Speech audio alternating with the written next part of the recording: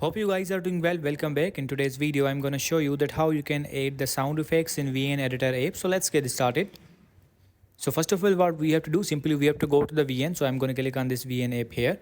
And now if you want to open the recent projects, you can also do that. If you want to create a new project, you can also do that. Simply we have to click on this plus icon. So I'm going to click on this plus icon.